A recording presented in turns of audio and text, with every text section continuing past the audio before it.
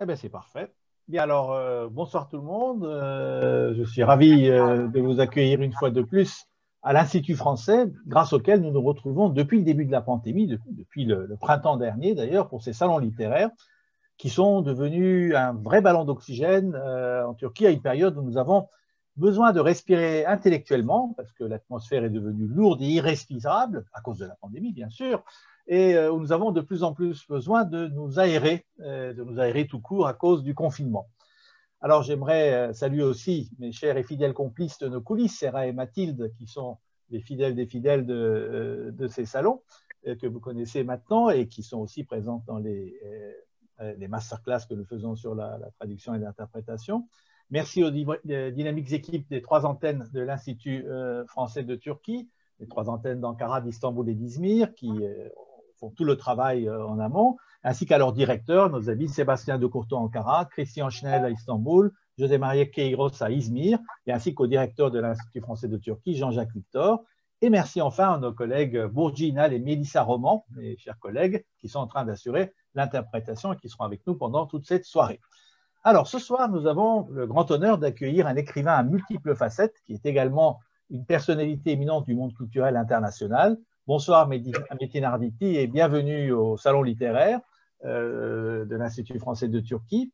Nous avons également le grand plaisir d'accueillir Ayşenaz Cengiz, qui est sa traductrice pour le turc, car en effet, comme vous le savez, l'Institut français de Turquie a installé la tradition d'accueillir et d'honorer également les traducteurs et les traductrices, qui sont les passeurs indispensables sans lesquels la culture et la littérature ne pourraient tout simplement pas voyager. Donc bonsoir Ayşenaz Cengiz.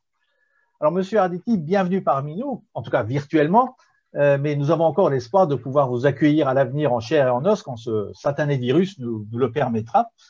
Alors, moi je vous connaissais déjà un peu parce qu'à travers certains de vos romans que j'avais eu le plaisir de lire en français il y a déjà quelques années, vous voyez, nous avons la même maison d'édition, enfin à l'époque nous avions la même maison d'édition en France, mais lorsque je préparais la rencontre de ce soir, j'ai pu un peu regarder qu'est-ce qui a été publié de vous en Turquie et quelle n'a pas été ma surprise de voir que votre livre, Mon père sur les épaules, qu'Ayşenaz est en train de finir de traduire et qui va paraître au printemps prochain aux éditions Yapı Kredi Yayınları, ne sera finalement que votre 2e livre traduit en turc jusqu'à maintenant, le premier étant Le Turquetto, traduit par mon éminente collègue Aysel Bora, mais il y a déjà bien des années de ça.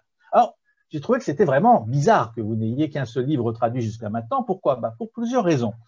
D'abord, vous êtes un écrivain qui a une œuvre déjà bien fournie. Vous avez plus d'une vingtaine d'ouvrages, dont une quinzaine de romans, des récits, de nombreux essais, entre autres sur La Fontaine, mais aussi Nietzsche, Machiavel. Vous avez une pièce de théâtre également. Et à noter, votre premier essai n'a été publié qu'en 1997 et votre premier roman en 2004. Donc, vous êtes un tout jeune auteur avec une œuvre foisonnante et c'est sur 20 années à peine que vous avez monté cette carrière littéraire, ce qui est déjà en soi impressionnant.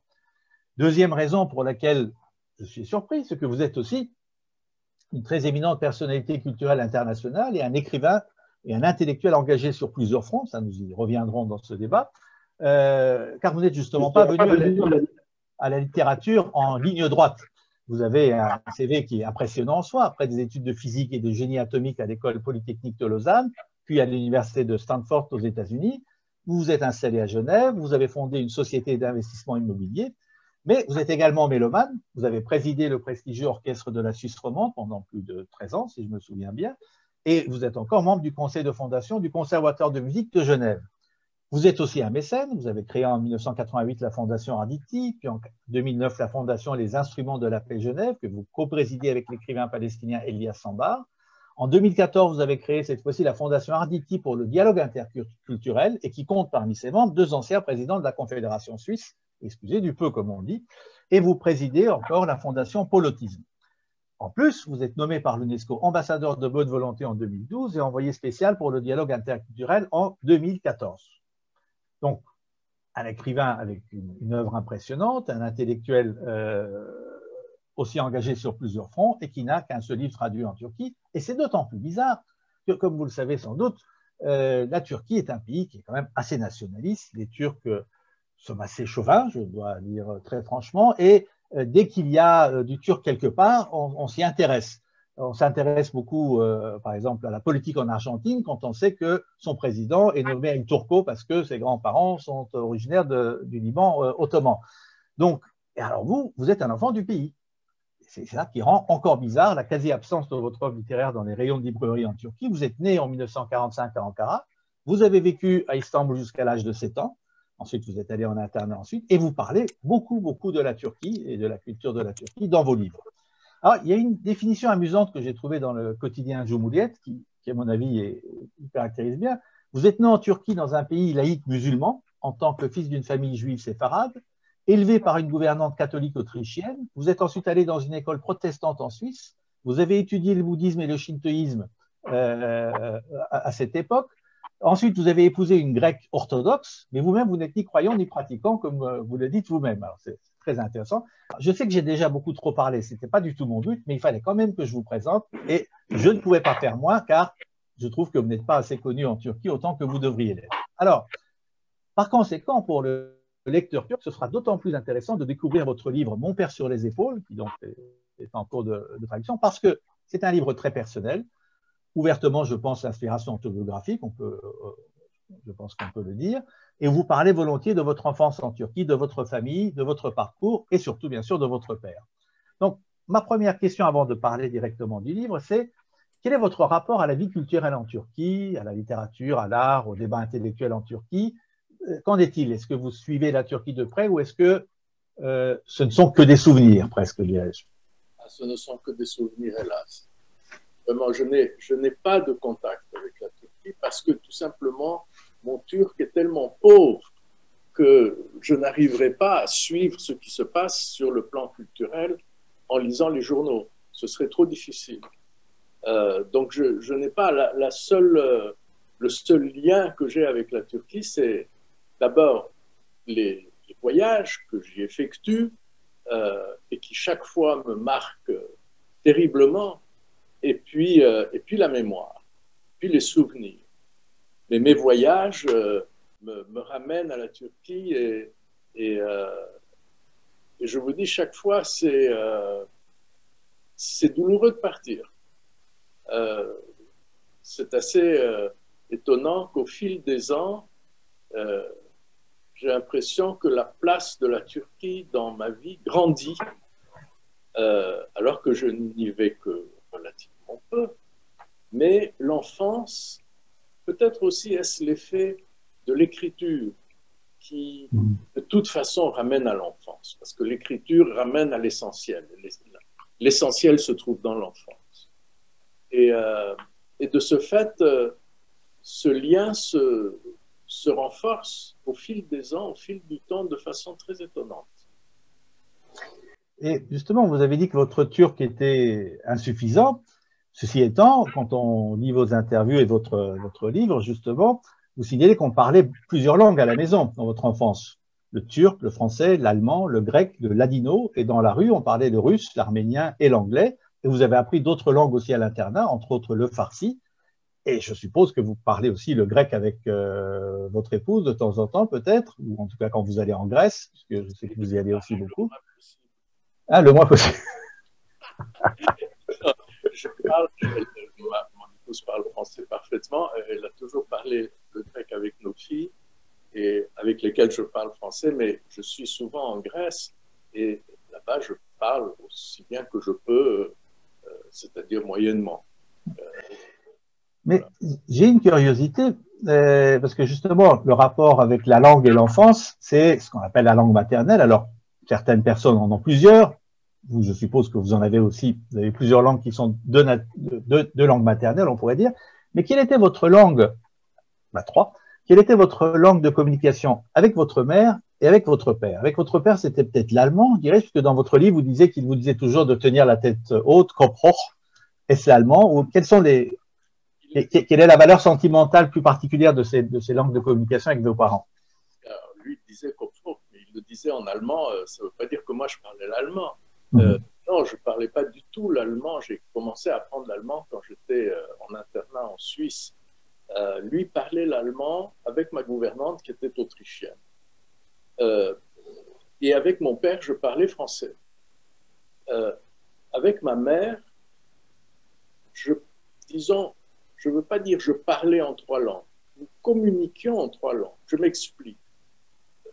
Nous parlions français, nous échangions en français, elle parlait un français parfait. Nous parlions en turc et elle parlait un turc parfait, ce qui était à l'époque dans la communauté juive très rare. Elle avait un turc étincelant, tant dans le vocabulaire que dans l'intonation et le phrasé et la prononciation. Et puis, ma mère me parlait ladino, parce que lorsqu'elle me disait des mots doux, c'était toujours en ladino. Je ne parlais pas ladino, mais je peux dire que je communiquais avec elle parce que le ladino, c'est-à-dire l'espagnol mêlé, le castillan du XVe siècle mêlé de mots turcs, m'allait droit au cœur. Enfin, je n'ai entendu. C'est assez difficile de trouver quelqu'un qui, dans une langue, n'a entendu que des douceurs. Et c'est mon cas avec le ladino. C'est que des mots d'amour. On a plus souvent le cas où dans une langue on n'entend que des insultes. Ça nous arrive souvent ici. Mais je voudrais donc passer aussi un peu à votre roman, Mon père sur les épaules. Alors, on a mis ce livre en relation avec la lettre à ma mère de Georges Simenon et la lettre au père de Kafka. Alors, moi qui ai lu les 3 livres, je trouve que du point de vue du contenu, votre livre est, par rapport à ces 2, en particulier, d'une lucidité beaucoup plus nette.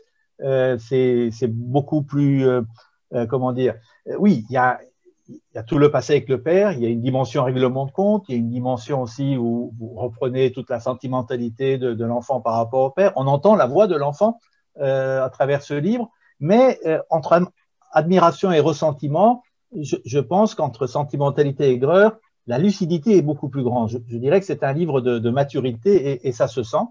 Alors ma question c'est, mais je vais plutôt vous laisser en parler, est-ce que ce sont avec les balances analytiques de votre père que vous avez écrit ce livre, tellement je trouve qu'il est équilibré dans la façon dont vous définissez à la fois le personnage de votre père et votre rapport avec lui? En fait, non. Ça s'est passé comme ça. Pendant très longtemps, j'ai considéré mes rapports avec mon père comme quelque chose d'absolument idéal.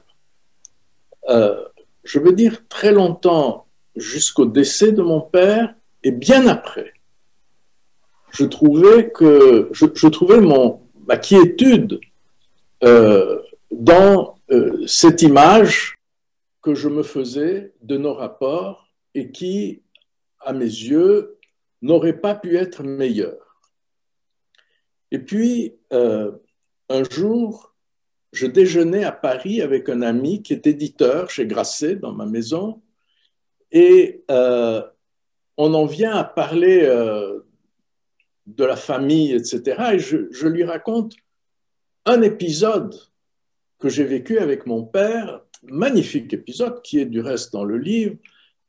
C'est lorsqu'on va faire des achats à Lausanne, il était venu me prendre à l'internat, et puis on a acheté une tenue de hockey. C'était complètement stupide, j'étais très mauvais en hockey, mais c'était prestigieux à l'époque, à l'école. Et en sortant de là, nous étions face à la librairie où nous devions nous rendre, et j'ai dit à mon père, on a dépensé beaucoup d'argent, n'est-ce pas? Il me dit oui, et je dis, on oublie les livres. Et il m'a répondu, les livres, c'est autre chose. Une des plus belles phrases que j'ai écoutées de ma vie. Et en racontant ça à mon ami, alors que c'est un épisode que j'avais déjà raconté dans le passé, tout à coup me viennent les larmes aux yeux. Et cet ami me dit, tu sais, tous les grands écrivains ont écrit sur leur père. Alors quand il a dit ça, évidemment, je ne pouvais pas dire non, non, je ne vais pas le faire.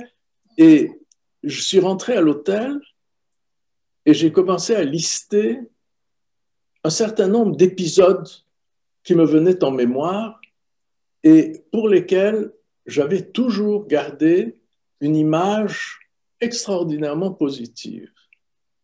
Et j'ai dit, ben, je vais les décrire. Et au fil de l'écriture, et ça s'est passé très vite, au fil de l'écriture, évidemment, mon regard n'était plus le même. On parlait tout à l'heure avec madame qui très gentiment traduit ce livre du travail du traducteur, c'est-à-dire qu'il vraiment il pénètre, il casse les barrières. Le traducteur va absolument aussi au fond des choses qu'il peut. C'est aussi le travail de l'écrivain, n'est-ce pas? Ou alors on écrit des clichés, ça n'a pas d'intérêt. Et c'est vrai que à partir du moment où j'ai dû écrire sur ces épisodes, le ciel m'est tombé sur la tête. Parce que là, je me suis rendu compte que je vivais dans une illusion, sur beaucoup de plans. Et il me fallait faire la part des choses entre ceux qui étaient magnifiques, comme par exemple cet épisode, les livres, c'est autre chose, et puis ceux qui, disons, par la force des choses, je m'astreignais à trouver magnifique, comme par exemple l'épisode du père qui est sur les épaules de son fils à qui il demande d'aller acheter un sachet de noisettes. Et là, tout à coup, je me suis rendu compte que ce n'était pas drôle du tout, c'était tragique. Alors, voilà, il y a eu, l'équilibre est né en quelque sorte de cet affrontement permanent entre un épisode et un autre. Bien entendu, alors je ne sais pas, c'est facile à vérifier, mais je ne sais pas à quelle époque de sa vie Kafka a écrit la lettre à mon père. Je ne sais pas si la question est de savoir si son père était vivant ou pas. Probablement que oui. En tout cas, pour ce qui me concerne, mon père était mort depuis 20 ans. Je crois que je commence à peu près avec ces mots le livre. Et si c'était plus tôt, je n'aurais pas pu l'écrire. Parce que c'était trop difficile. Et d'ailleurs, au début du livre, vous expliquez que le point de départ aussi était symboliquement un rite africain étrange, le retournement. Si vous me permettez, je vais lire ce passage que je trouve très beau. Voici qu'au hasard d'une lecture, j'apprends qu'il existe sur une île d'Afrique un rite étrange appelé le retournement. 10 ans au moins après la mort du père, ses proches ont consulté une sorte de mage appelé Bapanandro, et lorsque celui-ci leur annonce que le moment est venu, ils se rendent au cimetière, ouvrent la tombe du défunt et sortent ses restes. Il les nettoie de la terre qui a remplacé la chair, les lave comme on lave un fruit avec des gestes tendres, et lorsque les os sont beaux, il les dépose sur une natte propre qu'il roule et promène dans le village. Pas question de pleurer, le retournement est une fête, l'occasion d'inviter les amis, de chanter et de danser, de manger les meilleurs mets, du riz à la viande de zébu, bien grasse et très goûteuse. Après la fête, tout le monde reprend le chemin du cimetière, les os sont remis à leur place dans leur nouvelle natte. Le mort est désormais un ancien, un homme de paix, à qui on peut demander sa bénédiction. C'est donc aussi ce retour sur les os, sur tout ce qui est sur l'inconscient finalement, parce que c'est ça que ça raconte. Et ce que vous avez dit tout à l'heure, vous viviez dans une illusion, vous l'avez dit, dans ce livre, ce que je trouve très bien aussi, et pour le lecteur qui va peut-être vous découvrir d'abord à travers ce livre, c'est d'autant plus intéressant, parce que vous faites des références à vos autres livres, à vos autres ouvrages, et vous donnez un peu des clés, en tout cas des pistes pour comprendre tel ou tel aspect de ces autres livres. Et à un moment donné, vous faites référence à votre livre Nietzsche ou l'insaisissable consolation, et vous racontez une partie de poker qui n'a pas pu être jouée parce que votre père n'a pas voulu jouer pour de l'argent, il n'a pas voulu surtout, enfin il nous a dit qu'on pouvait jouer que pour de l'argent et que vous étiez perdant de toute façon et qu'il n'a pas voulu jouer pour le plaisir de jouer avec vous. Et là vous dites, dans ce livre, j'en parlais et je tirais une fierté de cette attitude de mon père. Maintenant je la trouve d'un égoïsme décevant. Et c'est vrai que dans la partie règlement de compte, disons, vous ne mâchez pas vos mots, c'est ça que je trouve assez particulier, assez remarquable. Vous avez aussi tout ce ressentiment, les sentiments de l'enfant qui sont exprimés de façon très très ouverte, très très sans chercher à cacher, sans chercher à enjoliver, tout comme l'admiration que vous avez pour le père, vous ne le cachez pas non plus. Il y a les deux aspects qui sont là à prendre et qui sont exprimés parfois avec des mots très très forts. Donc oui, il n'y avait pas de question dans ce que je disais, mais ma question c'est, alors il y a le père, mais il y a aussi toute votre enfance, la rupture, parce que c'est ça aussi le principal ressentiment envers le père. en dehors de la façon dont il entreprenait les relations, parce que c'est vrai que les pères de cette époque, beaucoup de pères de cette époque, exprimaient peu leur tendresse.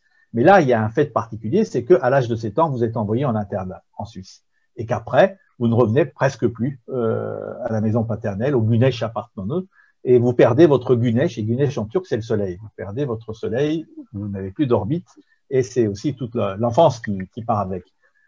Vous avez une phrase très forte, vous dites dans les 11 années d'internat, le mois d'hôpital, alors le mois d'hôpital, vous avez un accident d'automobile très grave, vous passez plusieurs semaines au lit, et donc ce mois d'hôpital fut certainement le plus heureux, puisque votre mère et votre père étaient venus vous retrouver. Donc il y a une douleur d'exil qui s'exprime aussi au-delà du rapport avec le père. C'est quoi cette enfance lointaine pour vous? Comment vous avez dit que ça prenait de plus en plus de place? Qu'est-ce que ça représente, cette Turquie lointaine? D'abord, l'enfance, elle a deux parties. Il y a l'enfance stambouliote. Et l'enfance stambouliote, c'est le rêve. C'est 7 premières années dans une ville extraordinairement chaleureuse, très bienveillante, très douce, et puis dans une famille aimante, avec un père qui est heureux, que je voyais peu, qui était heureux parce que son affaire marchait bien, il était très actif, c'était un homme à succès, c'était un homme brillant. Ma mère était très heureuse, très attachée elle aussi à sa vie d'Istanbul. Voilà, j'avais ma Madame Ika, ma gouvernante, qui m'adorait, que j'adorais. Ma mère me disait toujours, c'est le premier grand amour de ta vie. Et c'est vrai, l'Autrichienne, donc, qui m'amenait les dimanches à l'église et qui me faisait réciter le Notre Père le soir. Donc, c'était vraiment une vie rêvée, mais comme souvent, ces vies rêvées, ces grands bonheurs, on n'en est pas conscient. D'abord parce que j'étais très petit, je n'avais pas de point de comparaison, puis ensuite parce que quand on vit un tel bonheur, ben, ça semble naturel. Et puis, après, il y a eu l'internat. Alors, l'internat, c'est évidemment tout autre chose. C'est la solitude, c'est la dureté des contacts. C'est une façon assez brutale de se rendre compte que dans la vie, ma foi, il vaut mieux compter sur soi que sur les autres. C'est une école dure. Disons, ce qu'il faut dire, c'est qu'à ce moment-là, la séparation elle-même, bizarrement, ne m'a pas pesé parce que j'étais entouré de garçons qui, pour la plupart, vivaient la même chose que moi. Et puis, on nous disait, c'est pour votre bien. Et puis, on avait l'intelligence de le croire. Je dis bien l'intelligence, et pas la naïveté, parce que si on ne le croyait pas, ah bien, à ce moment-là, ça aurait été infiniment plus difficile. Donc, on le croyait. C'était bien. Voilà. C'est pour votre bien, on est bien. Parfait. Il n'empêche, c'était quand même une école de solitude et aussi, puisque je suis resté très longtemps, c'est 11 années, c'était aussi une façon, en tout cas pour mon compte, n'est-ce pas, d'être totalement incasable par la suite, dans toute ma vie, dans des structures. Je ne supporte pas les structures, je ne supporte pas les clubs, les associations, les communautés, tout ça, mais non seulement étranger, mais insupportable. Il faut que je sois seul. Et donc, ce que j'ai fait, quand j'ai commencé à travailler, j'ai été engagé après mes études aux États-Unis dans une maison qui s'appelle McKinsey, qui est extrêmement prestigieuse. Je gagnais très, très bien ma vie pour un jeune homme de 25 ans. Mais recevoir des ordres était quelque chose que je ne pouvais pas physiquement supporter. Et donc, je me suis installé à mon compte sans vraiment savoir ce que j'allais faire. Et je ne l'ai pas fait par goût du lucre, pas du tout. Je n'ai jamais été mené par ça. Mais tout simplement parce que je n'avais pas d'alternative. Je pouvais quitter McKinsey, aller chez IBM, je me serais retrouvé un peu dans une situation identique. Donc ça, et puis ensuite, évidemment, le travail d'écriture qui, depuis maintenant 25 ans, me prend vraiment, m'a en quelque sorte kidnappé. J'ai été kidnappé par l'écriture. J'écris beaucoup, je n'en fais pas, c'est pas le produit d'une discipline, c'est une sorte d'obéissance aveugle à quelque chose, je ne sais quoi, qui me fait écrire. Et ça aussi, c'est la grande solitude. Et sans doute que je me sens bien dans cette solitude. Parce que la solitude, ce n'est pas seulement quand on écrit. Quiconque écrit, vous écrivez, vous le savez très bien. La solitude n'est pas quand on écrit. La solitude, c'est tout le temps. Parce qu'on écrit, mais avant d'écrire, il faut encore se ressourcer, il faut mûrir, il faut réfléchir. Et puis, on ne peut pas écrire et mener une vie de mondanité, de dîner, tout ça, c'est impossible. Il y a la part qui est incompressible, c'est les jurys littéraires auxquels j'appartiens, les rencontres, aujourd'hui par exemple, etc. Mais sinon, les dîners en ville, les mondanités, les cocktails, tout ça, c'est impossible. D'abord, on ne le supporte plus, puisque au fond, quand on écrit ou quand on traduit, on est un peu comme un plongeur qui vit constamment à 20 mètres au-dessous du niveau de l'eau, n'est-ce pas? On est constamment dans les profondeurs. Le business, c'est d'être dans les profondeurs, c'est ça. Et vous êtes d'accord avec moi, je pense, Madame la traductrice. Et du coup, quand on monte en surface et que on se mêle à un cocktail, on a envie de se tirer une balle. Qu'est-ce que je fais là? C'est une honte. C'est un déshonneur de perdre le temps que je reçois du ciel à écouter des âneries. Donc voilà. Et donc cette solitude marque une vie. Alors on peut discuter, est-ce que je l'avais en moi, est-ce que je l'aurais eu sans aller en internat? J'en sais rien. Mais l'internat, en tout cas, il a laissé sa marque. Dans le livre, vous exprimez que c'était aussi votre protection. C'est à travers le moment où vous avez découvert la lecture que vous avez su vous protéger aussi de ces groupes qui voulaient vous happer ou qui vous mettaient au défi. Mais c'est cette phrase du père, je suppose. Les livres, c'est autre chose. C'est aussi une trace que vous avez dû, d'une façon ou d'une autre, suivre pour recevoir l'estime. Alors, une phrase très forte, de l'estime pour l'amour du ciel, dites-vous à un moment donné dans votre roman. Vous recherchez à avoir l'estime du père qui ne vient que très tardivement, finalement. Mais là, il y a une chose que je trouve intéressante.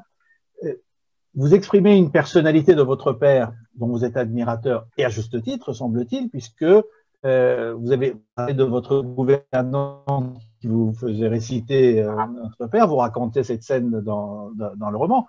Vous êtes dans une famille juive, dans un pays musulman, votre gouvernante vous emmène à l'église, vous êtes curieux, vous voulez apprendre la prière catholique, vous posez la question à votre père, il vous dit « racontez-moi ça », il dit « ah bon, c'est bien, c'est possible ». Donc, toute cette tolérance, et c'est ça peut-être aussi à la différence de ce que nous vivons aujourd'hui dans un monde clivé ou en affrontement permanent, c'est cette douceur-là, de cette multitude de croyances, d'ethnies, de langues qui se cohabitent, qui se croisent, mais sans forcément s'affronter jusqu'à un certain moment. On y reviendra. Et votre père également, qui est en juif, qui, dans les années qui ont suivi immédiatement après la guerre, vous dit « l'Allemagne est un grand peuple », formule très intéressante, et qui est pour vous, apparemment, la clé d'ouverture de la tolérance et qui vous a permis de découvrir la musique allemande, la philosophie allemande, Nietzsche, donc qui est très libérateur, cette attitude très tolérante qui est très libérateur. Mais là où le bas blesse, à un moment donné, vous êtes en désaccord. Vous commencez à être en désaccord politique, mais ce n'est pas la politique, c'est un désaccord au niveau des valeurs. Vous êtes resté fidèle aux valeurs de votre père, et vous trouvez qu'à un moment donné, il s'en est éloigné. Et ça, c'est aussi, je pense, un des points forts de votre livre. Vous auriez pu attribuer cela à une déception ou j'ai mal connu mon père aussi. Non, vous avez eu l'intelligence dans ce livre aussi de rattacher ce retournement de votre père à un événement précis qui est aussi, à mon avis, un des tournants de l'histoire contemporaine de la Turquie, c'est les événements du 6-7 septembre 1955, c'est-à-dire ces pogroms anti-grecs, mais en même temps anti-minorité, en fait, anti-non-musulmans, où des hordes plus ou moins soutenues en sous-main par le gouvernement ont saccagé toutes les boutiques appartenant aux Grecs, aux Juifs, aux Arméniens, aux autres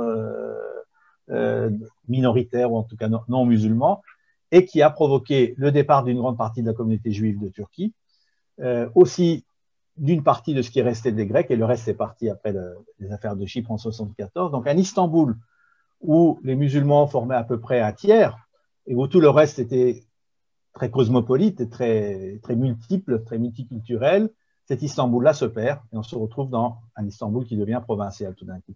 Ça c'était un tournant radical, et votre père n'est pas parti, il a prolongé son départ, et c'est ça qu'il a détruit, dites-vous, et où il a éprouvé le besoin de se réfugier dans des communautés.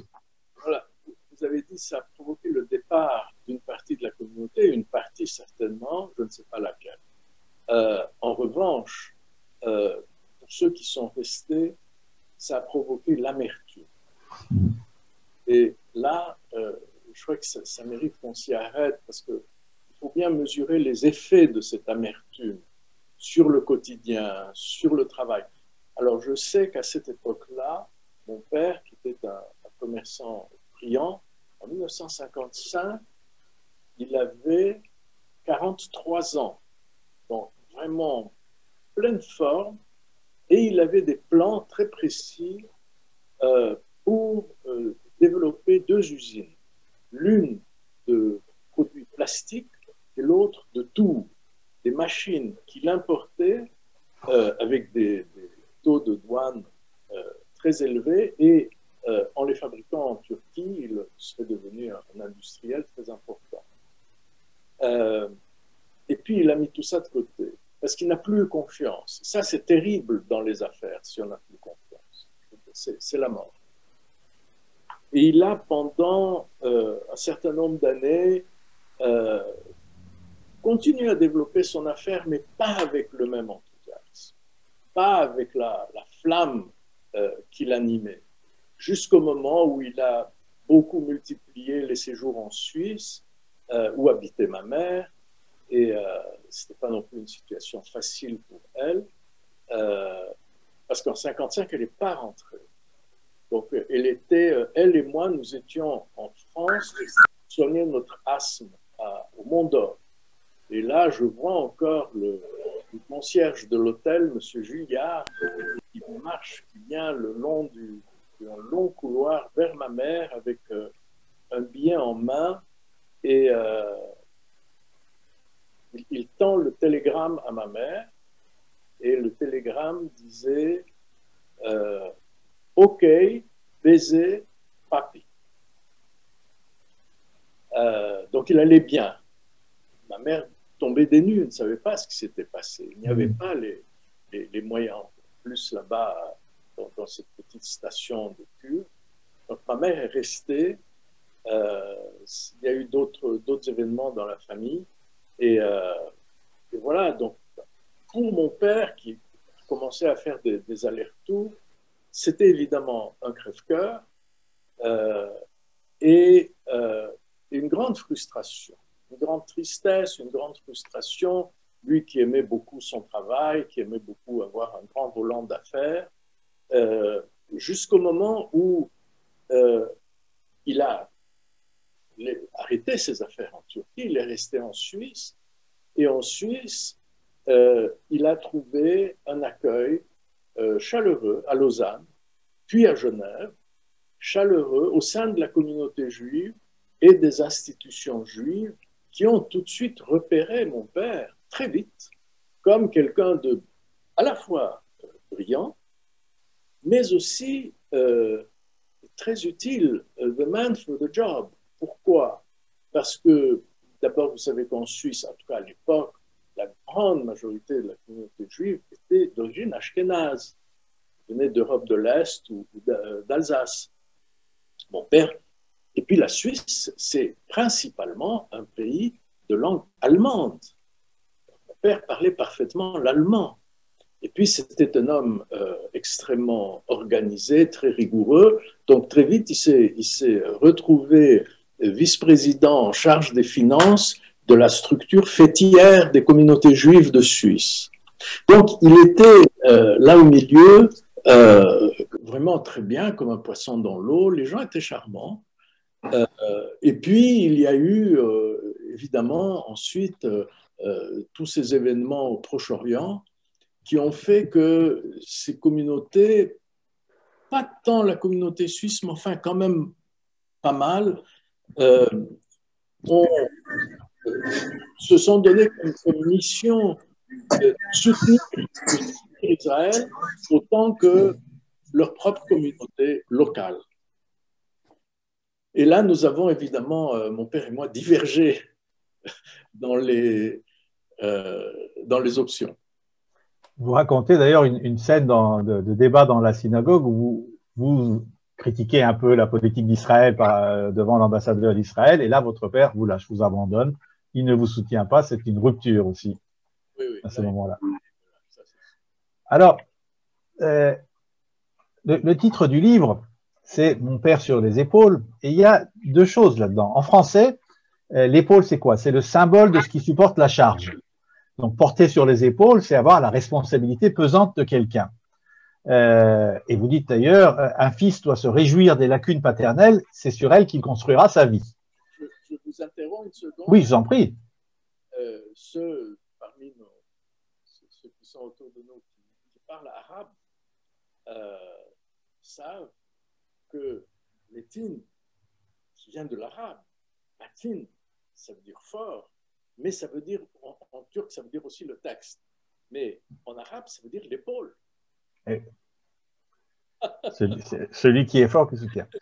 Mais alors, en revanche, en turc, porter quelqu'un sur les épaules, omuzlarında taşımak, c'est justement lui porter beaucoup de respect et l'élever un peu au pinacle. Donc, dans votre livre, il y a les deux dimensions, justement, la dimension turque et la dimension française, le père qu'on admire et ensuite le père. Alors, là, j'aimerais me tourner vers votre traductrice, mais je reviendrai vers vous, vers Ashena Cengiz, pour vous demander d'abord un secret, parce que quel est le titre du livre en turc s'il est déjà défini. Mais j'aimerais d'abord, peut-être avant, vous présenter, parce qu'on ne vous connaît pas forcément non plus, car vous avez, je vais peut-être passer en turc, parce que vous préférez vous parler en turc. Donc, alors évidemment, certains vont se dire, mais enfin, comment ça se fait? Elle est la traductrice de Metin Arditi, mais elle ne veut pas parler français. D'abord, elle parle très bien français, il n'y a pas de problème, mais on s'exprime toujours mieux dans sa langue maternelle, d'une part, et deuxièmement, traducteur, ce n'est pas un interprète, et c'est quelqu'un qui comprend très bien et qui s'exprime très bien dans sa langue maternelle, et donc ce n'est pas forcément quelqu'un qui a envie de parler la langue à travers laquelle elle traduit. Donc je passe au turc pour mes collègues interprètes. Ayşe Hanım, sizin çok etkileyici bir özgeçmişiniz var. Çünkü Metin Arditi gibi bir özgeçmişi olan bir yazarı çevirmek için de aşağı kalmayan bir özgeçmiş gerekiyordu. Siz de Notre Dame de Sion mezunusunuz, Boğaziçi mezunusunuz. Orada zaten hem hocalık yapıyorsunuz, hem bölüm başkanlığı da yaptınız. Hem Sartre hem Beauvoir üzerine lisansüstü çalışmalarınız var. Onun dışında da çevirileri üzerine çok yönlü incelemeleriniz var, makaleleriniz var bir sürü. Aynı zamanda Proust'un, Barthes'in, Rushdie'nin kitaplarını da çevirmişsiniz. Birden çok dilden de çeviriyorsunuz. Çeviri kuramcılarını da çevirmişsiniz. Daha ne olsun, ne diyeyim. Gördüğünüz gibi çevirmenler de sadece makine değildir. Oturup şuradan bir dil alıp buradan çıkmıyor. Bir düşünce var onun arkasında. Bu çevirinin hikayesinden söz ediyorduk öncesinde. Çok özel bir öznel hikayesi var demiştiniz ama ben o sırrımı gene de sizden almak istiyorum. Eğer karar verdiyseniz, çünkü bazen kitabın adına en son her şey bittikten sonra karar verilir ama işte bu ikilem, omuzunda taşımak nasıl taşıyor, neye eğilimlisiniz diyeyim kitabın adı olarak. Bunu bize, bu sırrı verir misiniz? Tabii ki. Öncelikle çok teşekkür ediyorum davet ettiğiniz için beni. Bu etkinliğe, Fransız Kültür Merkezi'ne, yönetimine çok teşekkür ediyorum bu etkinliği düzenlediği için. Metin Arditi ile tanışmak çok büyük mutluluk gerçekten benim için. Kitabın başlığı konusunda genelde çevirmenden bir takım öneriler alınır. Ama en son karar verici yayın evindeki kitabın editörüdür. Düşündüğüm birkaç öneri var başlığıyla ilgili. Bir tanesi babamın yükü diye düşünmüştüm. Hani bu hem sorumluluk, işte hem o babanın verdiği ağırlık, yük omuzlarında. Böyle bir şey ya da işte omuzlarımda babam, o çünkü Türkçe'de de var bunun karşılığı. Bir de aslında başka bir şey daha aklıma geliyor. Bu kitapta bu kemiklerle ilgili olan hikayeye de çok önemli bir yeri var kitapta. Dolayısıyla hani bilemedim, babamın kemikleri belki Türkçe'de, çünkü işte ölümle de bağdaştırılan bir şey. Yani şimdilik hani düşündüğüm başlıklar, aklıma gelen başlıklar un bunlardı. titre avec cela, mais bon, voilà, j'ai encore quelques idées. Comme dit, c'est le dernier mot qui reviendra à l'éditeur. Concernant ce processus de traduction, oui, s'il vous plaît. Evet, çok merak ediyorum. kesinlikle. Yerlerde Evet, merak edeceklerim benim. evet, Nedir bu özel evet. süreç? Bu bir kere en başta tabii pandemi dönemine denk gelmesi. Şöyle diyebilirim, tabii çeviri süreci benim için işte verilen dersler, üniversitede yaz okulunda da ders vermişim. Temmuz ayında aldım bu çeviriyi Yapı Kredi Yayınları'ndan. Temmuz ayında başladım. Dolayısıyla yaz okulunda ders veriyordum. İşte şu anda devam eden güz döneminde online ders veriyorum. Bu evlere kapandığımız dönemde. Aslında böyle o derslerimi tamamlamaz yanı başına koştuğum bir kitap oldu aslında bu. Böyle bir huzur bulduğum bir liman gibi diyebilirim. Tabii ki hani her çeviri sürecinin işte çevrilen yapıtın niteliğiyle belirlenen özellikleri var. Ve bu süreci etkileyen en önemli öğelerden biri de kuşkusuz çevirmenin çevirdiği yapıtla olan ilişkisi. Çok deneyimli çevirmen Şadan Karadeniz, insan ancak sevdiği yazarları çevirebilir diyor. Hatta bir söyleşisinde çevirdiğim bütün kitapları sevdalandım ben diyor. Ve okurun veya çevirmenin bir yapıtla kurduğu yakınlığı aslında sevdalanma olarak nitelendiriyor. Ve ben bu anlamda diyebilirim ki Montpellier-sur-Mézépole yapıtına sevdalandım gerçekten. Tıpkı bir okur gibi aslında çevirmen de bir yapıta işte kendi kültür birikimi, bilgi birikimi, kişisel duyarlılığı, estetik beğenisiyle kendi bakış açısından yaklaşır ve tüm çeviriler çevirmenin aslında okuma sürecinin bir yansımasıdır. Ama başta da söylediğimiz gibi çevirmen metne sıradan bir okurdan daha farklı yaklaşır. Çünkü çevirmenin bir metne okuma ve anlama sürecini aslında çeviriyle ilgili faktörler de etkiler. Umberto Eco çevirmen yapıtı yazardan çok okur diye belirtir. Belki de bu yüzden çevirmen yapıtın en içten okurudur. Bu nedenle işte gerek yazarla gerek yapıtla yoğun bir ilişki kuran okurdur aslında çevirmen. Yine Şadan Karadeniz'in belirttiği gibi diyor ki bu kadar yoğun duygularla yaşandığına göre gerçekten aslında çeviri bir serüvendir. Bu çok hoşuma gitti gerçekten. Özellikle bu çeviri süreci sırasında. Dediğim gibi işte bu çeviri sürecinin bir özelliği de evlere kapandığımız pandemi dönemine rast gelmesiydi. Karamsarlığa çok kolay kapılabileceğim bu günlerde, insanın kapılabileceği bu günlerde. Ben Metin Bey'in kitabını çevirirken kitabın kapağında babasıyla olan fotoğrafındaki gülüşünü hissettim hep. Çok içten bir gülüş o gerçekten. Ve bu gülüş aslında, bu samimiyet bütün kitap boyunca yazarın babasıyla olan ilişkisini sorgularken hissediliyor. Dolayısıyla aslında ben duygularını çok samimi bir biçimde okuruyla, çevirmeniyle paylaşan bir yazarla karşı karşıyaydım.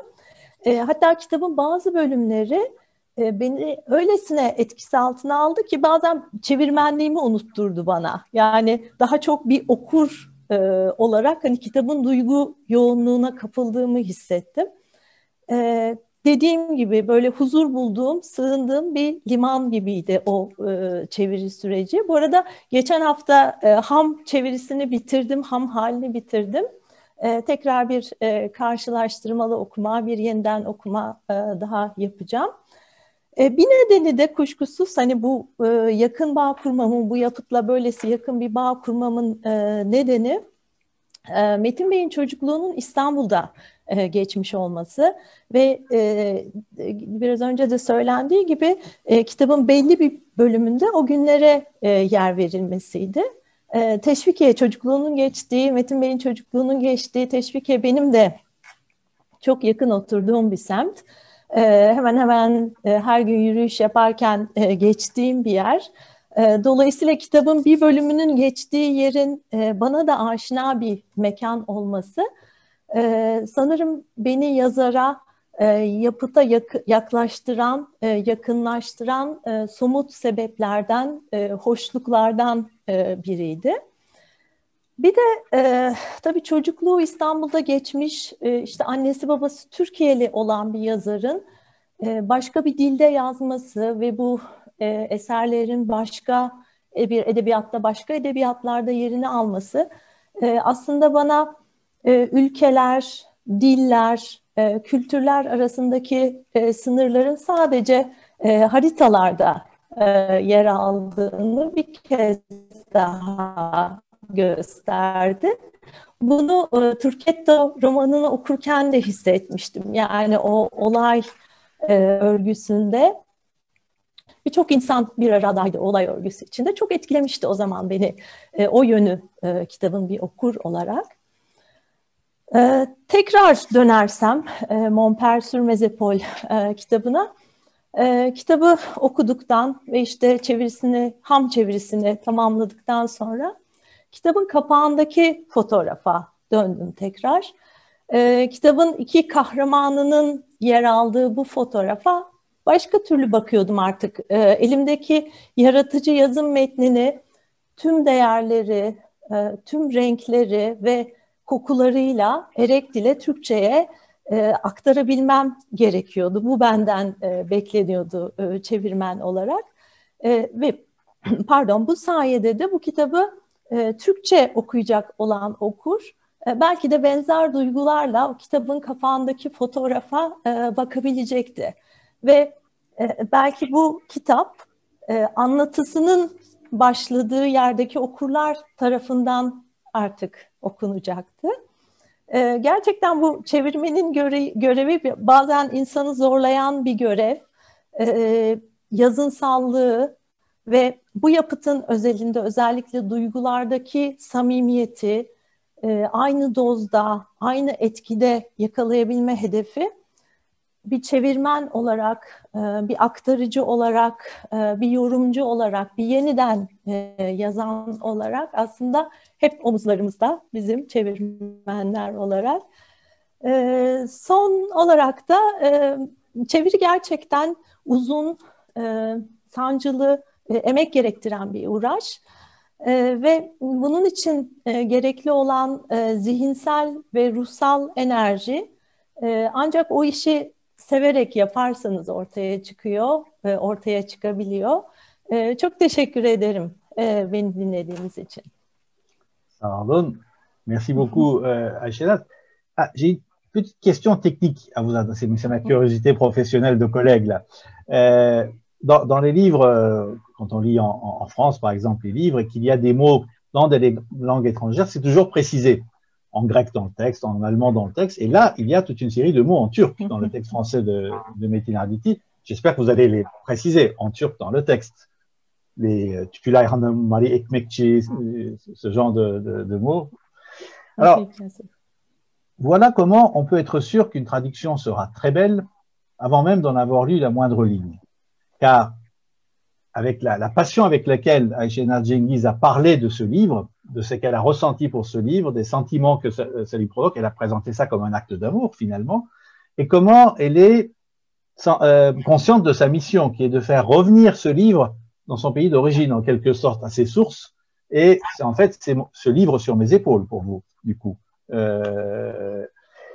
Et je suis assez d'accord avec vous, c'est un livre d'amour. C'est un livre d'amour à multiples facettes pour le père, pour la langue, pour les langues, pour les êtres humains en général, pour la famille. Et il y a aussi un élément important. Vous avez dédié ce livre à votre sœur Gül, qui apparaît un peu au début du livre et un tout petit peu à la fin. Mais il y a une autre sœur qui est aussi un peu le personnage absent du livre, qui est aussi un peu l'exil, c'est votre autre sœur, celle que vous n'avez pas connue, qui est née, qui est morte avant que vous soyez né, et qui marque aussi le silence. Alors, je ne sais pas si vous avez lu un livre d'un auteur français, qui est un ami que nous avons accueilli ici aussi au printemps dernier, qui est Jean-Marie Laclaftine, qui a écrit récemment un livre qui s'appelle Une amie de la famille, où il raconte l'histoire de sa sœur, morte alors que lui, il avait 15 ans, et qui a été emportée par une vague en Bretagne. Et il raconte que pendant 50 ans, la famille n'a jamais parlé de cette sœur disparue, et que lui-même n'en parlait jamais. Et là, vous dites aussi que c'est un décès, un deuil dont on ne parle pas, qui était marqué par le silence. Est-ce que vous pourriez un peu élaborer autour de cette notion de silence de la personne disparue? Bien sûr. Je crois que fondamentalement, à cette époque, en tout cas en Turquie, dans les milieux bourgeois, on pensait sincèrement que le silence était préférable à la vérité. Et moi, j'ai entendu très peu parler de ma sœur que je n'ai pas connue, Tülin, mais j'ai entendu à plusieurs reprises ma mère dire « On ne voulait pas, en quelque sorte, vous charger avec cette histoire. On ne voulait pas la mettre sur vos épaules, cette histoire. » Et en fait, cette histoire a eu un impact énorme sur notre famille, pendant longtemps, et sur nous tous. Et évidemment, aujourd'hui, je pense sincèrement que quand on dit des choses lourdes, difficiles, des choses qui ont trait à la mort, c'est très douloureux, mais néanmoins, on se construit. Quand on les cache, c'est moins douloureux, mais on se déstructure. Et c'est ce qui s'est passé, en fait. Mais là, je ne peux pas vraiment blâmer mes parents. En rien, d'abord, les pauvres, ils ont subi une douleur immense. Et puis, surtout, je crois que c'était une croyance sincère. À cette époque, c'était une époque où on n'entendait pas le mot psychologie, psychiatrie, psychanalyste, tout ça, ça n'existait pas. Et on pensait sincèrement que cacher quelque chose de très important à un enfant équivalait à ce que cette chose n'ait jamais eu lieu. Voilà. En fait, ce que vous avez dit là, je trouve, est très important, mais ce n'est pas simplement qu'à l'époque. Toute l'histoire de la Turquie, c'est le silence sur tout ce qu'on a perdu. Et c'est l'impossibilité du deuil. Et on se déstructure avec le silence. Toute l'histoire du pays, c'est une histoire de pertes successives de pans entiers de la population. Il y a eu 1915 avec les Arméniens, il y a eu l'échange de population avec les Grecs, il y a eu le départ successif petit à petit de la communauté juive. Oui, le Varlık Vergisi en 1936, bien sûr, c'était le point de départ. Donc il y a toute une richesse que le pays a perdue, et cette richesse, c'est pas simplement une quantité. On n'a pas perdu que autant de citoyens de telle ou telle origine. On a perdu, et c'est ça qui est aussi ce que vous avez dit sur votre père tout à l'heure, c'est toute la richesse, tout le savoir-faire, toute la culture, toutes les relations, tous les réseaux, toute la présence, à la fois économique, à la fois intellectuelle, à la fois culturelle, de couches entières de sa population que nous avons perdue et dont nous n'avons jamais fait le deuil, dont nous n'arrivons pas à faire le deuil, dont nous n'arrivons pas à parler aujourd'hui encore à moins de rentrer dans des querelles nationalistes dans lesquelles je ne rentrerai pas ici. Et c'est en ça aussi que je pense que votre livre est important, et comme Aychenaz a dit, c'est important de le faire découvrir dans ce pays, justement, où c'est le point de départ de la perte. Alors, je vois qu'on a déjà dépassé l'heure et qu'il faudrait peut-être aussi laisser la parole un peu à la salle. Et je me tourne vers Mathilde et Serra pour voir les questions. Moi, j'en ai d'autres encore à vous poser. J'y reviendrai. Mais... Ah, j'ai une remarque quand même. Bien sûr. Parce que lorsque ma traductrice a parlé, je n'ai pas compris ce qu'elle a dit. Mais j'ai vu ses yeux. Et son regard me convainc que sa traduction sera magnifique. Tout à fait. Maximien. Tout à fait. La passion du regard, l'amour pour le texte dans le regard, ça en dit beaucoup, en effet. En effet. Alors, nous allons revenir, j'ai encore quelques questions sur ce livre, sur le dernier roman de Metin Arditi aussi, Rachel et les autres, dont j'aimerais qu'on en parle un tout petit peu pour donner peut-être aux maisons d'édition d'autres idées de traduction, il y en a plein dans son œuvre. Il y a aussi le côté engagement politique de Metin Arditi, enfin politique philosophique plus exactement, pour la paix entre Israël et les Palestiniens, mais aussi entre les Turcs et les Arméniens, parce que vous avez développé un projet. Mais passons peut-être d'abord la parole un peu à la salle, j'étais trop bavard, je risque de l'être encore plus. Donc, Sarah et Mathilde, avez-vous récolté des questions de la salle jusqu'à maintenant? Alors, nous avons récolté 2 ou 3 questions. J'ai récolté moi-même les questions en français pour pouvoir laisser les questions en turc à Serra. Alors, une question pour Monsieur Arditi. Est-ce que la pandémie vous a influencé dans votre travail d'écrivain et avez-vous des rituels d'écriture?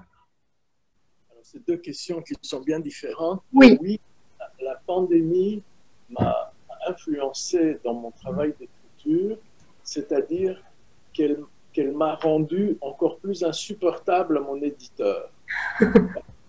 Parce que j'ai beaucoup écrit, et comme vous savez, avec la pandémie, il y a des tas de livres qui ont été mis de côté, qui ont été mis en attente, et moi je continue d'écrire, et mon éditeur devient fou, et je crois qu'un jour où il va se tirer une balle, où il va me tuer à moi, me dire ça suffit, je n'en peux plus. Alors, la pandémie, c'est évidemment l'occasion de beaucoup écrire, parce qu'on ne perd pas de temps en voyage, en réunion, etc.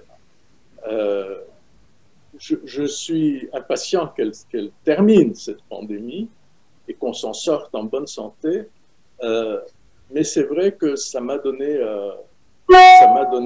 une occasion vraiment de plonger dans des thèmes et dans des écritures que je n'aurais pas eu l'occasion de faire sinon. Je n'ai aucun rituel d'écriture, j'écris quasiment partout où je suis. Même s'il y a un peu de bruit, ça ne me gêne pas. J'écris voilà, dans différents lieux et tout le temps, depuis le matin. Je n'ai pas une discipline parce que, disons que c'est une sorte d'obligation. J'ai le sentiment, quand j'écris, d'être utile. J'ai le sentiment que mes livres apportent un petit quelque chose à ceux qui les lisent. Et du coup, évidemment, ça me dope complètement, ça me motive complètement. J'ai aussi ce sentiment que l'écriture, et en particulier le récit, que ce soit un récit romanesque, fiction, bien un récit de vie, comme Mon père sur mes épaules, je crois que c'est quelque chose qui est absolument essentiel à l'homme. C'est-à-dire que l'homme ne peut pas se construire sans récit. Il doit se projeter dans des personnages. N'est-ce pas? C'est la Bible, l'Ancien Testament, le Nouveau Testament, ce sont des aventures. Ce sont des gens qui vont, qui viennent, qui connaissent, qui se battent, qui s'aiment, qui se détestent. Ce sont des aventures. La vie ne peut pas exister sans des personnages auxquels on se rapporte et auxquels on se confronte, qui permettent ensuite de mieux se comprendre soi-même. Donc, dans ce sens, j'ai le sentiment que lorsque j'écris, je fais quelque chose d'utile. C'est une utilité qui n'est pas, disons, qui n'a pas une ambition mondiale, mais c'est une utilité réelle, concrète. Merci beaucoup. Alors, une autre question. Dans un interview sur RTS, vous avez dit que vous aviez vécu 1 an en Grèce et que vous aviez dû quitter au bout d'1 an. Est-ce qu'on peut savoir ce qui vous empêchait d'y vivre? Ah, en Grèce. Oui. Ah, écoutez, c'était une période compliquée. Ça remonte à 35 ans. C'est pas hier, hein. Ça remonte à 35 ans. Ça n'a pas vraiment un grand intérêt. Et puis, vraiment, je ne parlais pas le grec du tout à cette époque-là. C'était pas les bonnes circonstances. Et il me fallait, à ce moment-là, j'avais 40 ans, et il me fallait en fait, comme on dit, faire un sabbatique, décrocher, partir et revenir avec plus de lucidité, plus de force, plus de sérénité. Et c'est ce qui s'est passé.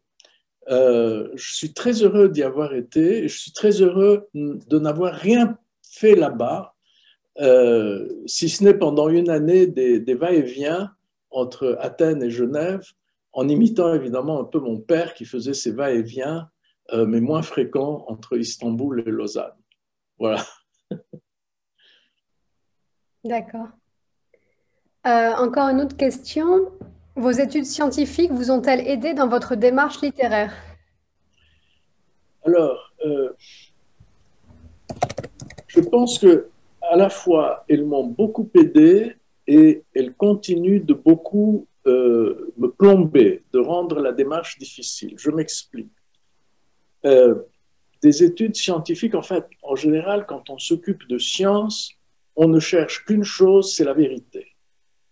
Et il n'y a pas 36 000 vérités. Il y a une vérité et on fait tout pour y arriver. Et si on n'y arrive pas, eh ben, on a raté son coup. On n'est pas dans le ressenti, on n'est pas dans l'appréciation. On est dans une démarche rigoureuse. Et quand j'essaye de comprendre qui est tel ou tel de mes personnages, eh bien, je me casse la tête exactement comme je me casserais la tête devant un système d'équations que je n'arriverai pas à résoudre. C'est la même chose. C'est une difficulté contre laquelle il faut lutter, qui est absolument, elle est centrale au processus. Là, je dois dire que cette discipline scientifique m'a beaucoup aidé et elle m'aide beaucoup. Ensuite, il y a un autre aspect des sciences qui ne m'aide pas du tout. Dans les sciences, et du reste, c'est un peu la même chose après, puisque j'étais pendant longtemps dans le monde des affaires. Dans les sciences et dans les affaires, il y a une activité essentielle qui consiste à expliquer. On analyse et on explique. On dit voilà pourquoi tel phénomène se passe comme il se passe. Ou bien dans les affaires, voilà pourquoi mon produit ou mon service est meilleur que les autres. Donc il y a une part didactique essentielle. Eh bien, la part didactique dans un roman, c'est la mort du roman. Un roman raconte, il n'explique pas. Après, le lecteur fait ce qu'il veut de l'histoire. Mais un roman raconte. Monsieur tel et tel est sorti, il a pris un café, il a rencontré madame, etc. On ne va pas essayer d'expliquer ce qui se passe. Ça n'a pas de sens. Donc, en ce sens-là, ma première éditrice, quand j'ai commencé à écrire, me répétait toujours comme un leitmotiv, cesse d'expliquer, raconte. Et elle me disait, ça m'a beaucoup porté, elle était vraiment très, très, très généreuse de me dire ça. Elle me disait, toi, tu es un oriental. Donc, toi, tu as en toi de quoi raconter des histoires. Raconte ces histoires. Et c'est vrai qu'après, par la suite, voilà, les critiques disent toujours, voilà, c'est un conteur, je suis un conteur. Et ça me touche parce que c'est l'Orient. Voilà, le récit, l'histoire, c'est l'Orient. On raconte, on n'explique pas les 1001 nuits, on les raconte. Merci beaucoup. Je cherche d'autres questions dans le chat. Il y a beaucoup de remerciements également. Serra, j'ai reçu une question en turc.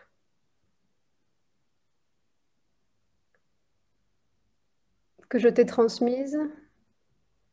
Alors, une autre question en français est arrivée. Dans un milieu où le deuil est impossible, que faire pour confronter les fantômes du passé, se libérer du poids de nos ancêtres sur les épaules? Pourquoi est-ce que le deuil n'est pas possible? Dans un milieu où le deuil est impossible? Que faire pour confronter les fantômes du passé et se libérer du poids de nos ancêtres sur les épaules? Je vous lis la question telle que nous l'avons reçue. Chercher la vérité, s'astreindre à interroger, s'astreindre à interroger. C'est un exercice difficile. Moi, je l'ai dit tout au début de notre rencontre, pendant longtemps, je ne l'ai pas fait parce que c'était beaucoup plus agréable d'enrober tout ça de chocolat. C'était tous ces souvenirs merveilleux. Puis à partir du moment où, et cette démarche que j'ai faite, je ne l'aurais pas faite si je n'avais pas eu à écrire. Ça, c'est certain. C'est l'écriture qui vous mène à ça. Parce qu'une vraie écriture est impitoyable. Elle n'est pas méchante, mais elle est impitoyable. C'est-à-dire que ce n'est pas le moment de s'apitoyer sur son sort. On va jusqu'au bout, on va à la vérité, on lave à la cible. Et ça, ma foi, personne ne peut le faire pour vous. Et si quelqu'un essaye de vous vendre cette idée que les choses ne sont pas comme vous pensez qu'elles sont, ça ne marche pas. Ce serait formidable, mais ça ne marche pas. C'est une démarche qu'il faut entreprendre soi-même. Mille merci. Alors, j'ai une autre question sur les nouvelles technologies. Nous pouvons constater que la lecture perd sa popularité avec les nouvelles technologies. Comment pensez-vous que l'écriture doit s'adapter à cette nouvelle culture visuelle? Oh là là, je suis terrifié. Je suis absolument terrifié par ce que je vois. Cet instrument-là que vous voyez, que vous avez tous, c'est la pire chose qui soit arrivée à la pensée. Parce que, si vous voulez, l'écriture, in fine, n'est que l'expression d'une pensée. On ne peut pas avoir une pensée de Pithécanthrope et l'écriture de Proust. Ce n'est pas possible. Il y a un lien direct. Et le problème, c'est que pour arriver à une belle écriture, il faut avoir une pensée raffinée, délicate, précise. Et alors là, on est dans un monde qui devient de plus en plus binaire. La pire des choses pour la pensée, depuis que le monde est monde, mis à part les régimes totalitaires, mis à part Orwell, la pire des choses, c'est le tweet. Il faut tout dire en 3 mots. Et puis, il faut le dire aussi de façon à capter, n'est-ce pas? Voilà, il faut être efficace. Et du coup, on devient simpliste et violent. Et violent. Et quand on est violent, on est forcément vulgaire. Pour répondre à ça, parce que c'est très, comment dirais-je, c'est très provocateur. Pour répondre à ça, on n'a pas d'autre choix que de rentrer dans un processus de violence. Ça, c'est terrible.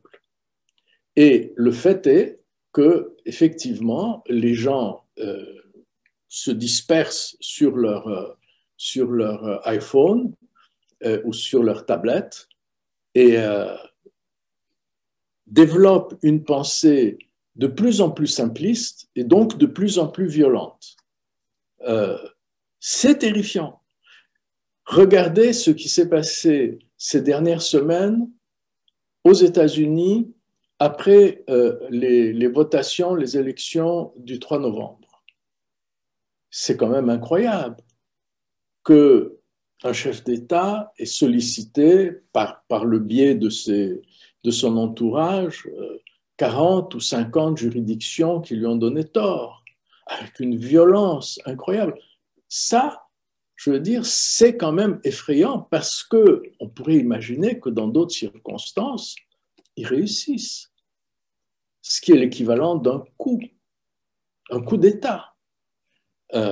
Donc, où est la démocratie là-dedans?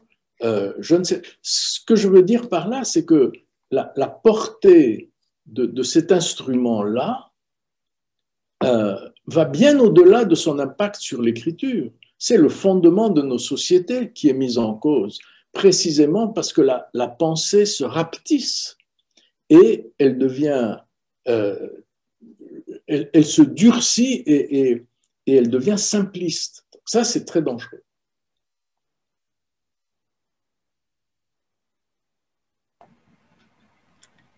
Alors, on a une question en turc, je vais traduire.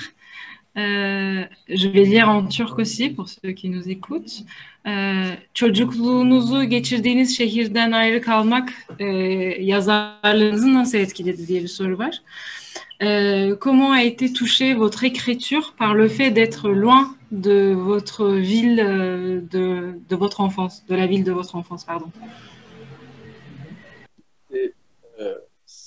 Cet éloignement, je crois qu'il est dans chaque mot que j'ai écrit. Et partout. Chaque mot, chaque phrase, chaque histoire est marqué par cet éloignement.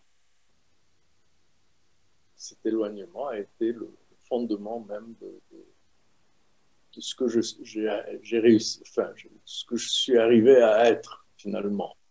Et donc, c'est sûr qu'il est partout. Dans chacun de mes romans, il est là. C'est fondateur.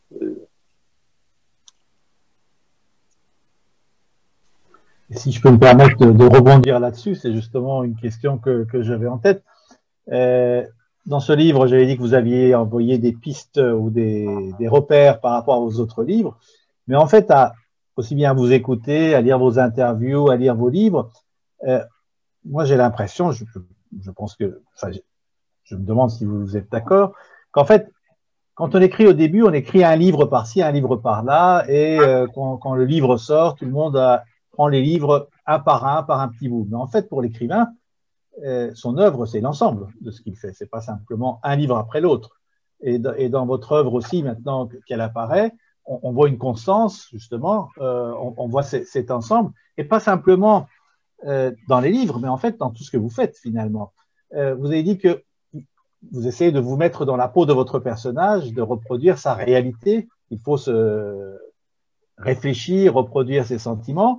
Et j'ai vu par exemple que dans votre fondation Arditi pour le dialogue interculturel, vous encouragez les jeunes Israéliens et Palestiniens à écrire des textes en se mettant dans la peau de l'autre. C'est un travail fantastique. Vous avez essayé de faire la même chose entre les jeunes Arméniens et les jeunes Turcs, mais ça, il y a eu des problèmes politiques par la suite. Mais ça, c'est une démarche très importante, je trouve, de pousser les gens à essayer de se mettre à la place de l'autre, ce qu'on ne fait plus de nos jours. Absolument. Et ça vaut pour tout. Ce concept de se mettre à la place de l'autre vaut absolument pour tout.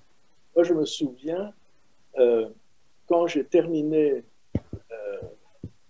quand j'ai quitté McKinsey, j'avais 27 ans et je devais faire quelque chose. Je ne pouvais pas retourner dans une grosse maison.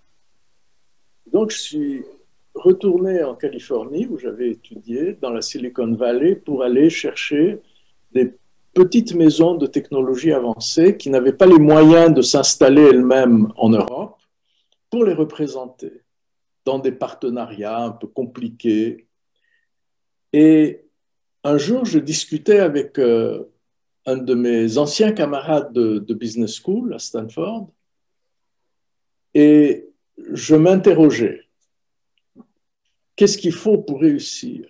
Et ce garçon qui avait mon âge, mais qui avait certainement beaucoup plus de sagesse que moi, un Américain du sud des États-Unis, me dit, il faut savoir se mettre à la place de l'autre.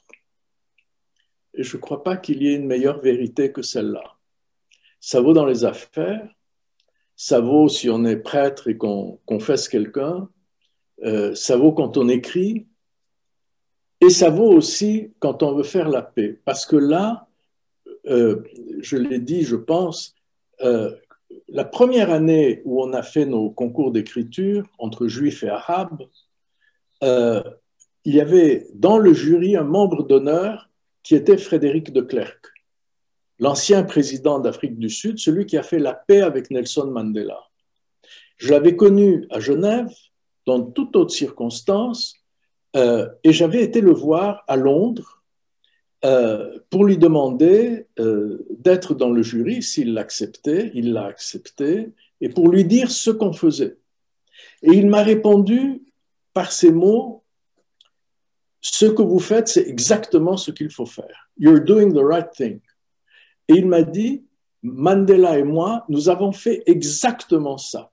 Chacun de nous s'est mis à la place de l'autre. Chacun de nous a eu des problèmes avec sa propre communauté, comme moi j'en ai maintenant, évidemment.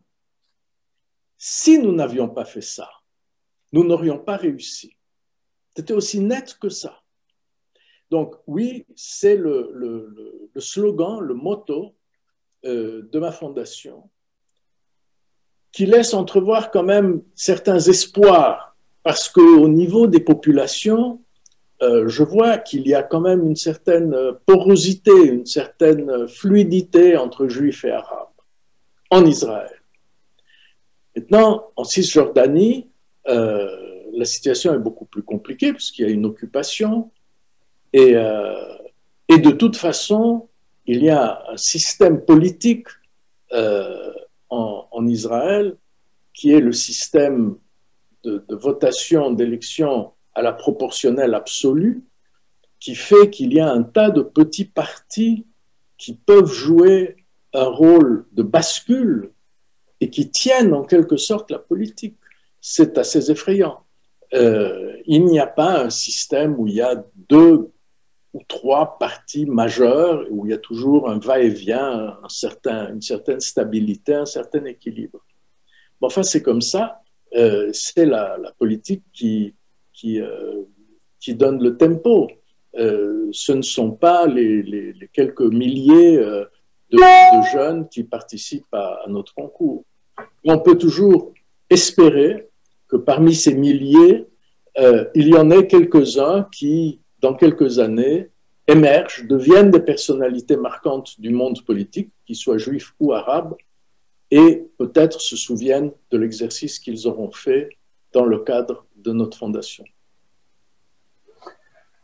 Alors, je vois qu'il commence à se faire un peu tard, mais je m'en voudrais de ne pas de clôturer cette rencontre sans parler de votre dernier roman. Parce que pour un écrivain, tous ses romans sont un peu ses enfants, mais le dernier, c'est le petit dernier et on ne peut pas ne pas en parler. Et donc, le dernier roman, c'est Rachel et les siens. C'est l'histoire d'une femme monument, dites-vous, qui commence en 1917 à Jaffa et qui raconte un peu toute l'histoire, l'évolution de la Palestine et d'Israël. Et il y a justement 2 familles, une famille juive et une famille chrétienne arabe. Et c'est un peu aussi leur relation, l'amour, la haine, la transformation, comment à travers tout cela, tout bascule. Et Rachel, c'est aussi le prénom de votre mère, il me semble. Ce n'est pas votre mère dont vous parlez, là c'est un roman, mais… Vraiment, ça n'a rien à voir. Ça n'a rien à voir, mais, enfin, je vous laisse la parole là-dessus. Parlez-nous de Rachel et des siens, de ce livre. Le personnage de Rachel est un personnage très fort. C'est une personne qui est grande, qui est lourde, qui a une magnifique tête. Mais enfin, c'est un peu un tank, et c'est un tank psychologique aussi. C'est une force, une femme forteresse, comme l'appelle le critique du Financial Times. Et je trouvais que Rachel était un nom comme ça noble, biblique, puissant. Et c'est pour ça que je l'ai choisi. C'est pas pour une autre raison. Alors effectivement, Rachel grandit dans ce dispositif très particulier où il y a dans une maison à Jaffa 2 logements qui se partagent une même cuisine. Ça arrivait en Orient. que 2 logements se partagent une même cuisine. Et ces 2 familles, l'une juive, mais juive arabe, l'autre arabe chrétienne, enfin, ils parlaient la même langue, les femmes s'habillaient de la même manière, faisaient la même cuisine. C'était un même peuple. Et Rachel grandit dans ce milieu. Évidemment, lorsqu'il y a des arrivées massives de juifs ashkénazes qui fuient les persécutions, il y a des mouvements nationalistes palestiniens qui naissent, au contraire aurait été étonnant. Et parmi les leaders de ces mouvements, il y a Mounir, le frère de lait de Rachel. En fait, c'est peut-être la personne qu'elle a le plus aimée au monde, à part sa fille. Je parle de sa première fille, puisqu'il y aura une deuxième fille. Et la deuxième fille, elle l'aimera moins que la première fille. Et donc, Rachel vit dans la douleur et dans le déchirement cette situation, parce qu'à la fois, elle est juive, et à la fois, elle est arabe, mais surtout, elle aime les Arabes. Ce sont ses frères et ses sœurs. Et donc, elle se retrouve en porte-à-faux complet avec sa communauté. Et puis, elle vit des choses difficiles. Elle perd un enfant, elle perd un mari, elle se remarie avec un Turc, un Juif de Turquie. Elle le suit à Istanbul. Et il y a dans le livre, il y a, je sais pas, 120 ou 150 pages qui se passent à Istanbul à l'époque du Varlık Belgesi. Et du fait du Varlık Belgesi, son mari est envoyé à Ashkale en début 1943. Le Varlık était voté, je crois, le 11 novembre 1942, si je me souviens bien, et applicable sous 15 jours. Et fin janvier 1943, il y avait déjà un premier envoi de minoritaires qui n'arrivaient pas à payer leurs dettes, l'imposition sans aucune possibilité de recours du Varlık. Et ils sont envoyés à Ashkale, dans la République, en plein hiver, et ils meurent là-bas. Donc, voilà, il y a toute cette partie de l'histoire turque. Vous disiez tout à l'heure, vous faisiez référence à l'oubli, n'est-ce pas, au déni de l'histoire. Alors moi, je ne peux pas aller dans le déni de l'histoire, je raconte l'histoire. Et j'ai du reste eu des interrogations, je le dis ici, je crois que c'est important, j'ai eu des interrogations d'amis, qui soient turcs ou qui ne soient pas turcs, plutôt même qui ne soient pas turcs, et qui me disent, mais enfin, tu critiques ce qui s'est passé dans ton pays à cette époque. Alors, je leur dis, effectivement, ce qui s'est passé était très mal, c'est très, très violent, très dur, très injuste, très mal. Je ne crois pas qu'il y ait d'excuses à ça. Mais il y a des points de comparaison. Parce que, à cette même époque, en France, il y avait Vichy et la collaboration, et les lois anti-juives, qui envoyaient les juifs massivement dans les camps. En Allemagne, il y avait les camps. En Pologne, il y avait les pogroms. En Europe de l'Est, il y avait les oustachis. En Italie, il y avait les lois raciales. Donc, c'était une époque qui était, pour les communautés juives d'Europe, absolument épouvantable. Et il faut donc remettre ce Varlık Belgesi dans son contexte. Et encore une fois, s'il n'y a pas d'excuse, il y a au moins des points de comparaison. C'était en quelque sorte chasse ouverte contre les Juifs en Europe. Voilà, et on connaît les résultats, on connaît les chiffres.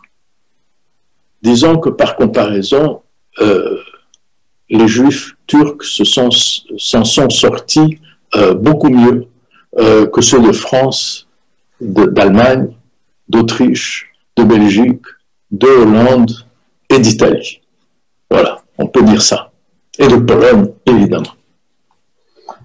Il y a pire que pire, mais est-ce que ça excuse le pire? C'est autre chose, dirais-je.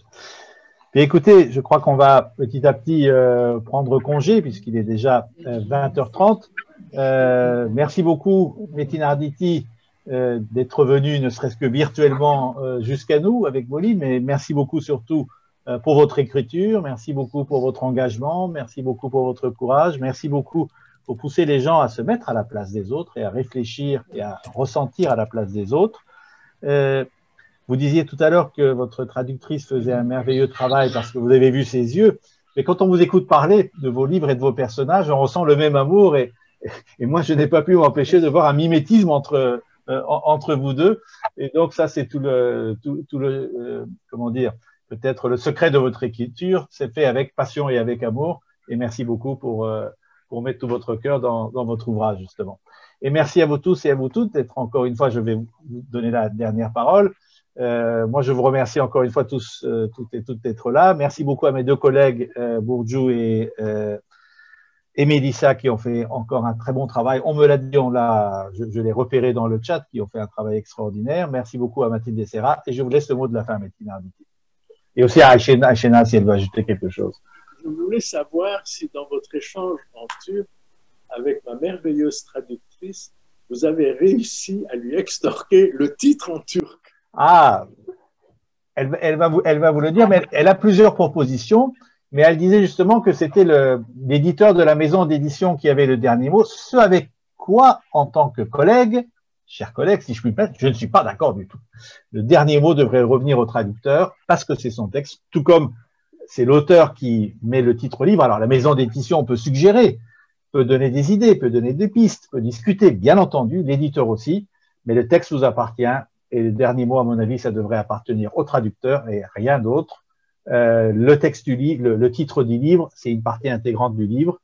C'est comme n'importe quelle partie du texte. Je pense que vous devez résister et imposer votre titre.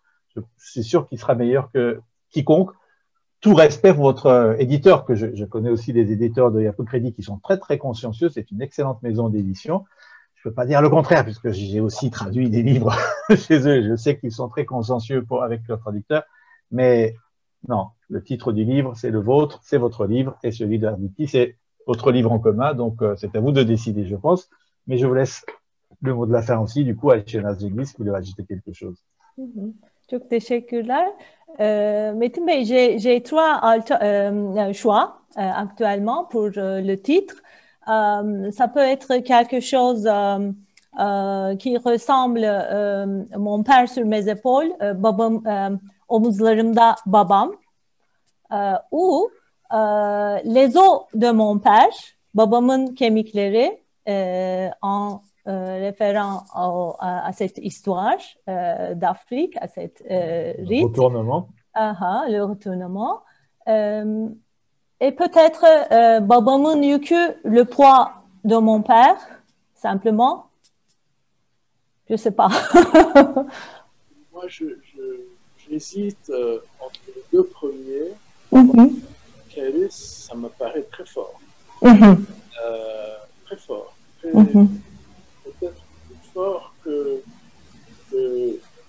babam. C'était comment, mon père sur mes épaules? Omuzlarımda babam. Omuzlarımda babam. Alors, encore une fois, et vous avez raison, le titre appartient à la traductrice. Traductrice de choisir. C'est pas à moi. Mais si vous me demandez ma préférence, c'est babam qui est éclairé parce que ça, c'est très fort. Et il y a beaucoup en turc, il y a beaucoup de choses qui, beaucoup de résonance avec le mot qui m'intéresse.